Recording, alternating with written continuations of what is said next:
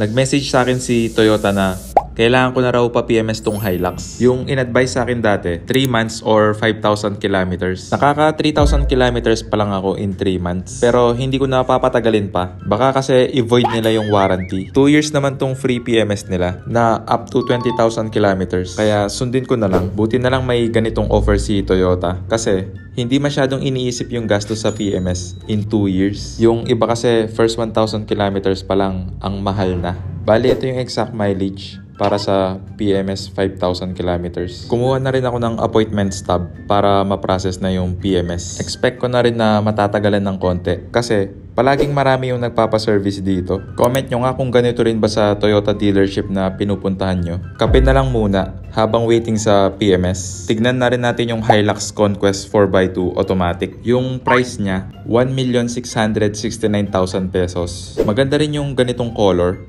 Exclusive siya sa Conquest. Conquest model, patas lang din yung may DRL. May front camera na din siya at sensors dito sa Toyota badge. Matte black side mirror cover. May camera din at blind spot warning. Check natin yung interior. Mag-start tayo dito sa door panel. Hard plastic siya, leather armrest at door ambient lighting. Color blue siya. Hindi ko lang sure kung pwedeng palitan yung kulay niya. Kung fan ka ng blue, magugustuhan mo to. Leather wrap na yung steering wheel niya. Pero yung nagustuhan ko dito, yung gloss black plastic trim niya. Mas malinis siyang tingnan compare sa matte silver ng Hilux G. Kung hindi ako nagkakamali, ito yung para sa cruise control niya. Medyo iba lang din yung design ng gauge cluster niya. Color blue yung mga needle. Mas malaki yung infotainment screen pero wala siyang volume knob. Pero kung gusto niyo ng clean look, magugustuhan niyo to. Naka-gloss black din yung plastic trims dito sa may gear shifter. Pati na rin yung plastic trim dito sa may AC vent at yung dito sa center dash. Color black na rin yung grab handle at headliner. Auto dimming rear view mirror at syempre leather seats. Para sa akin,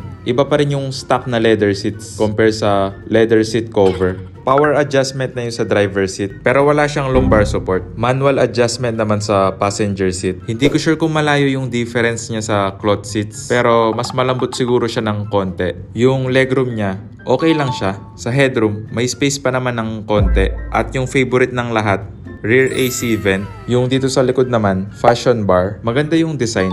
Bagay siya sa Hilux. Iniisip ko kung papalagyan ko ba ng ganito yung Hilux G or yung katulad na lang sa GRS. Plastic lang siya pero mukha namang matibay. Ganito yung itsura ng bedliner niya. May konting naka-expose na metal. Yung napansin ko lang, hindi sobrang fit ng bedliner niya. Baka lang mas madali siyang pasukan ng dumi or ng tubig. May kasama na rin siyang ilaw. Conquest model pataas lang din yung may keyhole para pwede mong i-lock yung tailgate. Dapat gawin standard to ni Toyota na may keyhole yung tailgate. Maganda rin tong matte black door handle. Smooth siyang hawakan, hindi tulad nung chrome sa Hilux G. Maganda sana tong roof rail pero para sa akin, parang naliligaw tong silver accent at pang aesthetic lang talaga siya. Overall, sulit na rin yung 200,000 difference niya sa Hilux G. Lalo na kung hindi problema yung budget. Comment nyo na lang kung gusto nyo ring i-feature natin yung Yaris Cross dito sa may gilid. Malapit na rin matapos tong change oil.